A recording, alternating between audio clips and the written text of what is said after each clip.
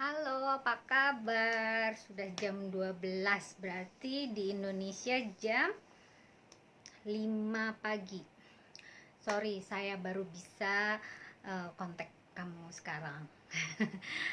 Dan alhamdulillah saya sudah lulus dengan hasil yang sangat memuaskan.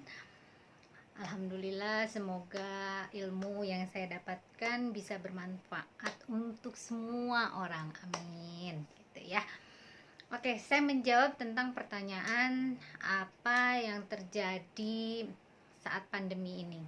Corona adalah satu penyakit atau virus yang kita tidak pernah tahu datangnya kapan, ya. Cuma mewabahnya itu sudah sejak 5 bulan yang lalu.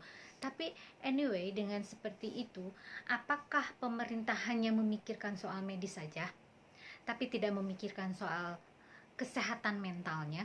Bagaimana orang yang dalam masa pandemi ini orang berbondong-bondong untuk tidak mengumpulkan makanan karena takut kehabisan makanan. Lalu orang juga takut keluar rumah karena sesuatu yang mungkin saja bisa terjadi karena virus tersebut. Lalu orang juga merasa bahwa perlakuan dia ke depannya itu akan bagaimana nasibnya, karena mungkin saja ancaman pekerjaan untuk dipecat atau tidak mendapatkan penghasilan dan sebagainya bisa saja terjadi, ya kan? Tapi biar bagaimanapun sekarang pemerintah harus benar-benar care terhadap kesehatan mental, karena kesehatan mental itu penting sekali. Kalau tidak dilakukan dari sekarang, berkolaborasi dengan para psikolog, para psikiater, itu mungkin saja orang-orang di luar sana banyak yang stres dan depresi karena kondisi yang betul-betul berubah 180 derajat. Jangankan di Indonesia, di sini saja di Belanda, walaupun tingkat kepedulian mereka udah sangat tinggi, namun mereka juga sama sekali nothing to do gitu.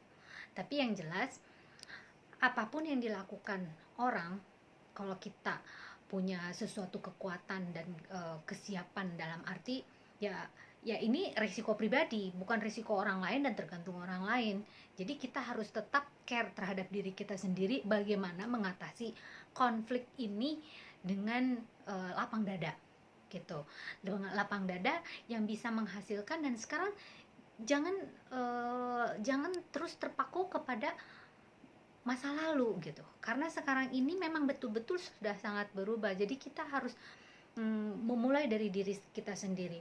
Apakah kita mau terus survive, atau memang kita mau terpuruk hanya dengan alasan bahwa saya keluar rumah untuk mencari pekerjaan.